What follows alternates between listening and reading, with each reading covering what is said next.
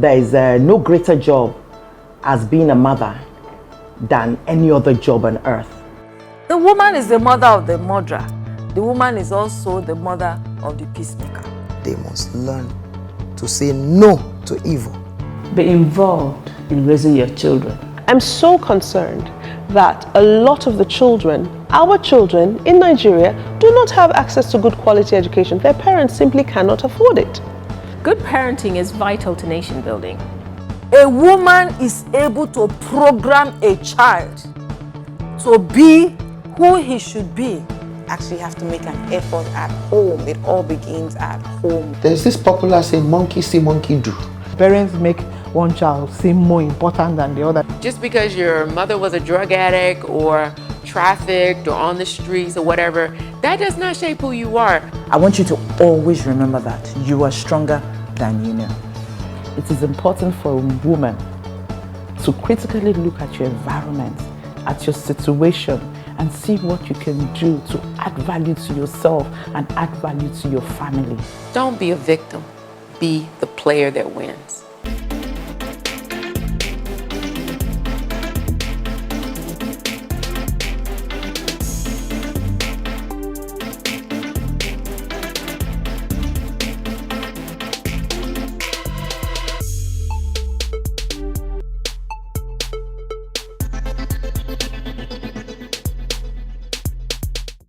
If my mother says it's so, I believed it.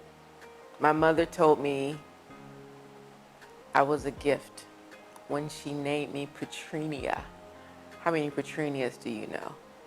It was so funny. I'll tell a joke. When I first met my husband, you know, Africans, your names mean something.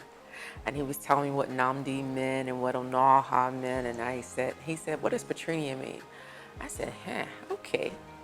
As African Americans, necessarily, we don't have that language to draw from. But I shared with him what my mother shared with me. She said, I named you Patrenia because you're unique, you're special, you're wanted, you're loved. There's no one else like you. You have something to give on this earth. I named you Joy Lynn because you're my joy baby. You have brought so much joy to my life and to this world. You know, when somebody tells you all that, when the world comes and tries to dump on you, you're just like, shh, because my mama said so, you will not bring me down. So what I learned from my mother was the narrative that you as an individual tell yourself makes a difference in how you navigate life, yes? And one of the major depositors of that narrative is your mother. Fathers too, don't get me wrong, I will not negate their impact because that's very powerful. But it's from your mother that you learn culture, right? It's from your mother you learn language. It's from your mother you learn how to, you know, set the table, eat at the table, all of those things that begin to make who you are. And if you have a mother telling you there's nothing that can top you or stop you, and anything you put your mind to, you can do.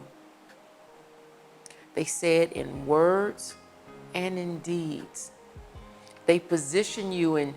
My mother pushed me into the gifted and talented program. And I'll never forget in the 5th grade, she said, you got to take a psychological analysis. And I was like, oh no, Mom, I don't want to do that. They'll find out something's wrong with me. And she pushed me and I fought. And she pushed me and I fought. I found out getting in gifted and talented was probably the groundbreaker for me as a person, because I was at a point that if I wasn't challenged academically, I would have gone and done crazy stuff probably, because I had, you know, that extra capacity. And she spotted it. And she pushed me to do what I didn't want to do. You know, so if you do what is hard, your life will be easy. If you do what is easy, your life will be hard. She taught me about doing the hard things so that you can have the pressure on you and grow. Because now people ask me, how do you manage in Nigeria? You know, a lot of Americans come here and turn back around because, you know, this isn't certain, this is unstable. I always felt like, and I would pride my mother. I would credit my mother for a lot of those things because she positioned me. At 9 years old, I was getting on a bus by myself doing a 4-hour, trip in the summertime to visit relatives. Now I travel the world. And people say, aren't you uncomfortable? Aren't you afraid doing this? Mama at 9 was putting me on. And at 13, my sisters, was it 13? No, it was like 11. My sister started giving me plane trips to come visit her at Thanksgiving. I would get on the plane by myself. This is in the 70s. So doing that thing that is hard to help them make your life easy is what I learned, I think, from Mom. And having a long view. When I look at how ahead of the curve she was as a career woman, she graduated from college in 1960, and she's a Dean's List English, major, and became a teacher. She did the very unusual. Monday to Friday, she worked in another state. She worked in Virginia. So on Sunday night, she got on a train. Friday evening, she got a train back home. By the time she graduated from college, she had already been married. So she had 2 children. So she was career woman working in another state. So she taught me through her life. So it's not just what you say, it's what you do, and that speaks to your children. And I was very excited. It was a couple months ago, my daughter pulled me to the side and said, Mom, I'm so grateful that you modeled being a career woman for me. She's a biomedical engineer, much smarter, I think, than I'll ever be. And she works really hard. But she said, you taught me that I could have multiple things. I don't have to have it all at the same time at that same concentration, but you showed me it was possible. And she's very thankful for that. And the studies show that working moms, and all of us work, okay? All moms work, whether we make money for it or not make money for it, we all work. But modeling that behavior, especially for your girls, it lets them know what's possible. And the law of the lid, it's like a pot. You need a pressure cooker to blow it off sometimes. You need to know and not allow others to put a lid on you. So when people are modeling that around you, it helps you to see what's possible. That's part of one of the reasons that we moved our family here. We wanted to be able to be having dinner with managing directors and CEOs and CFOs of companies. These kids see that they look like them and they're common. In America, that wasn't our reality. Most of the people in those roles didn't look like us, so that ability to empathize and relate with wasn't readily available. That doesn't mean that it wasn't possible for them as well. Don't get me wrong, because you can grow up in America. But our choice was to help our children be able to see and read and hear and fully be immersed in the possibilities of their own greatness. So those are some of the things that maybe my mother, what I learned from her. I learned from her also around, singing and praying and just fellowship. Some of our best memories when my brother, sister, and I get together is songs Mama used to sing. And I dare say, when my kids are joking and playing with each other, they can tell you all the Fred Hammond songs we would sing together in the van, and those are experiences that stick with people. It's either the very highs or the very lows in life that resonate with you.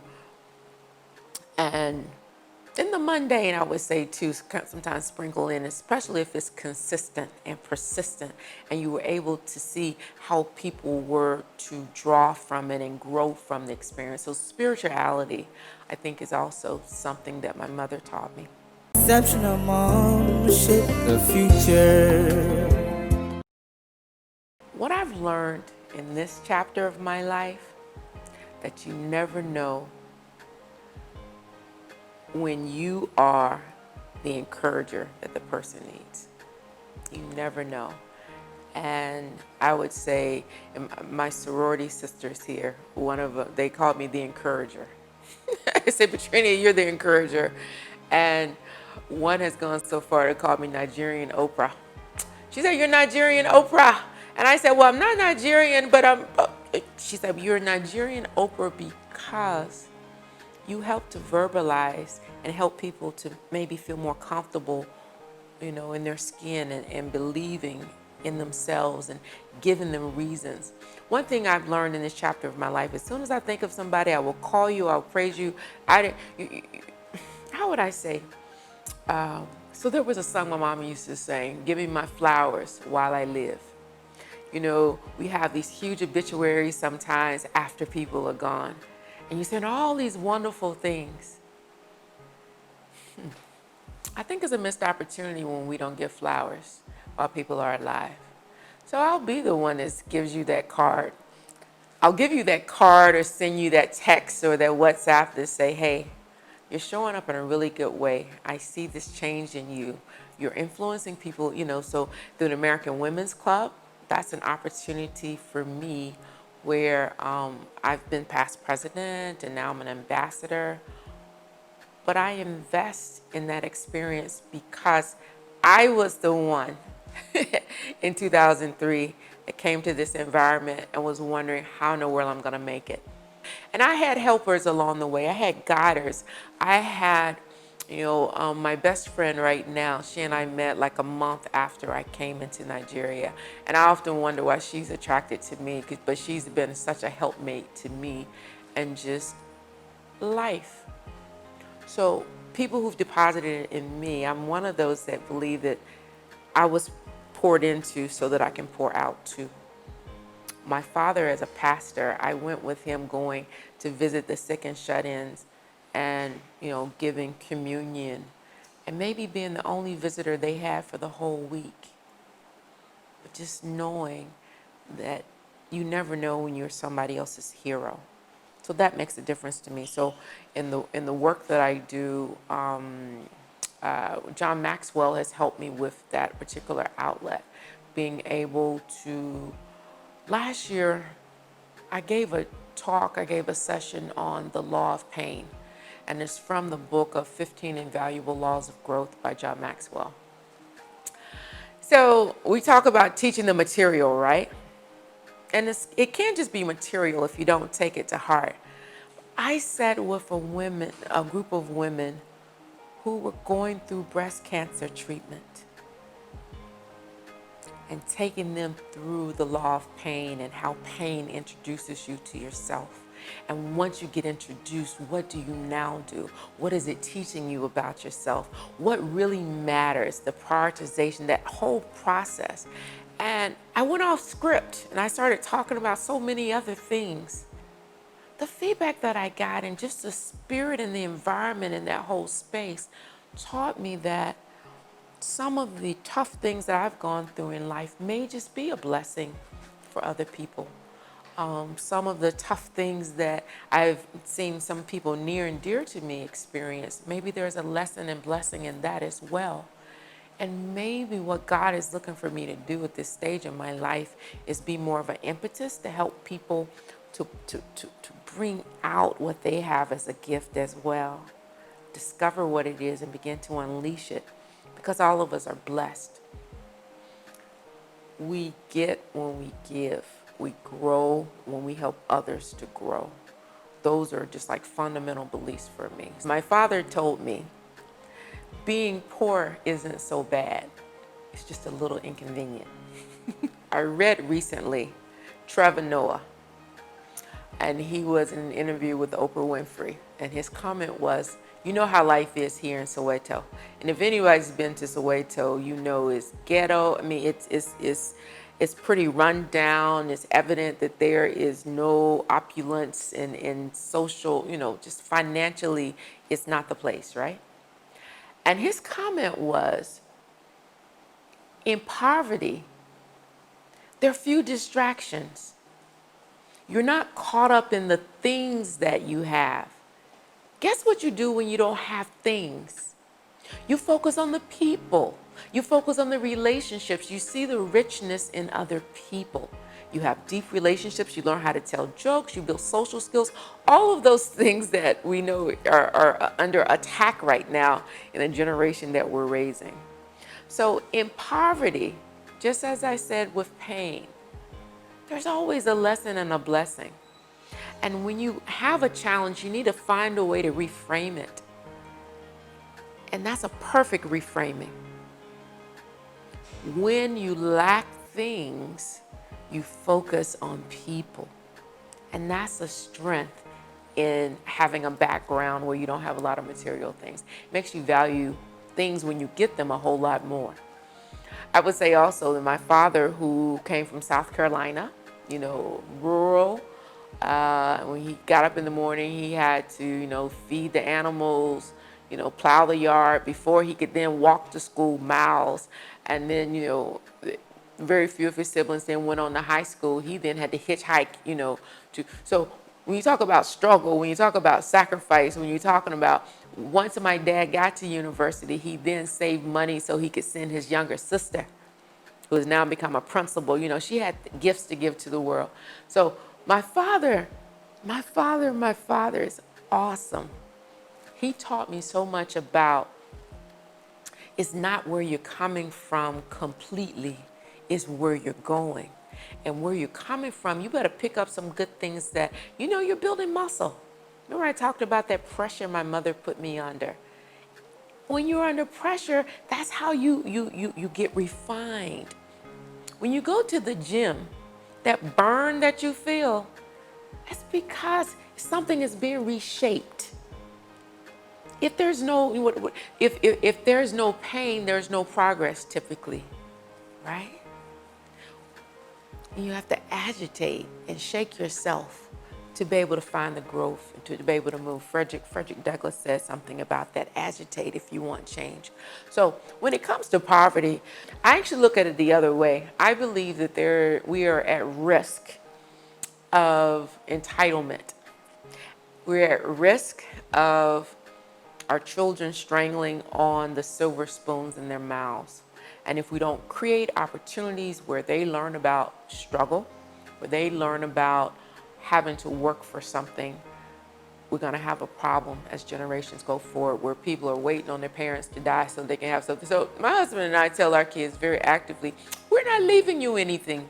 We're investing in you so that you can build your own. Don't depend on getting anything left from us.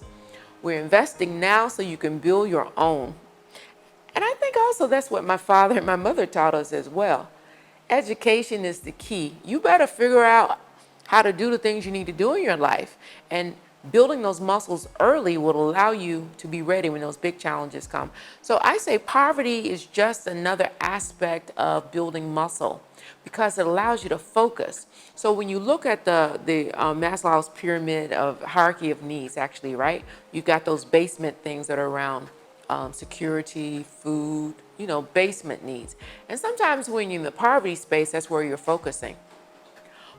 But once you get through that, our pain pushes, but a vision pulls.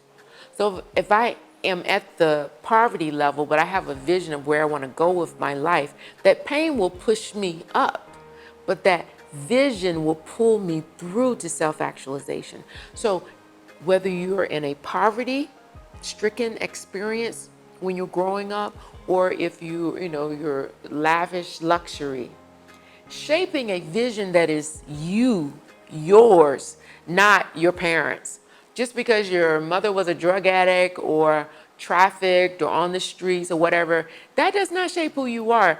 Where you come from, it was not your control now, not your control, but where you're going is something that you can impact. You look at the circle of influence control, you're familiar with that framework.